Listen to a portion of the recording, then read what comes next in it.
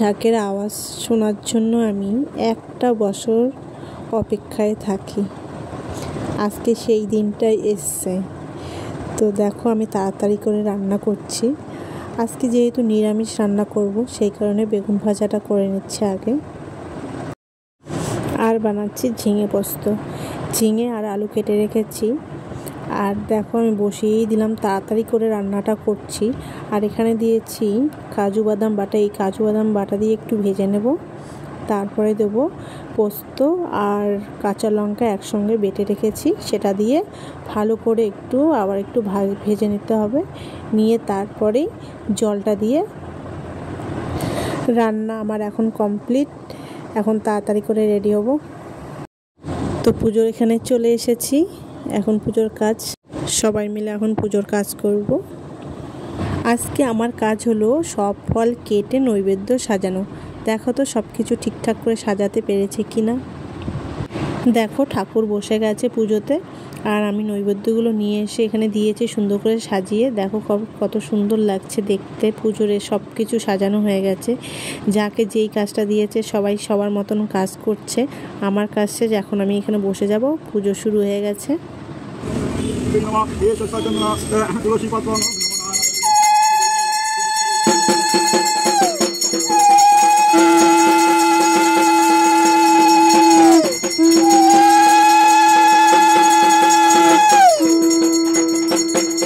नमो विष्णु नमो अपवित्र पवित्र महाविष्णु शिवदया ओं गाहो शांति ओं वनस्पतो शांति ओं औषधय शांति शांति शांति ओं शिलस्ताम ओं शिवगुरु ब्रह्मा विष्णु शिवदया ओं गाहो शांति।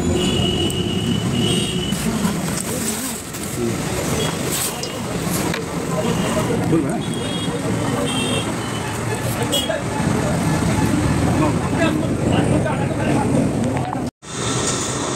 এদিকে তাকাও একটু।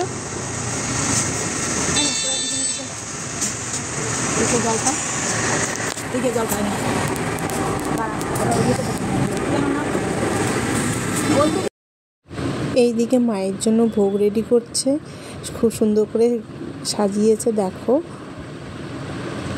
তো এখন সাজানো হয়ে গেছে, আর একটা হয়তো থালা সাজাবে, তারপরে মায়ের কাছে নিয়ে যাওয়া হবে, মাকে ভোগ দেওয়া হবে। তো সবাই মিলে সব কাজ করছে, কী যে আনন্দ হচ্ছে বলে বোঝাতে পারবো না।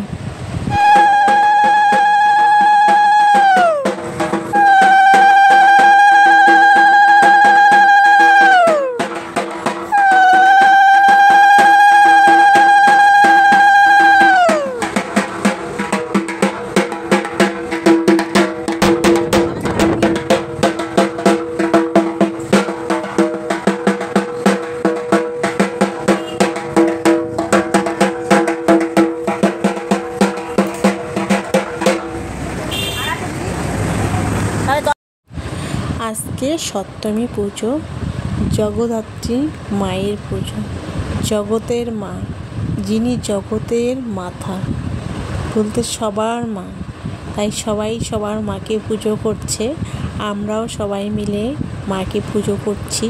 দেখো কত সুন্দর করে আমাদের ঠাকুর পুজো করছে, কী যে ভালো লাগছে এখানে।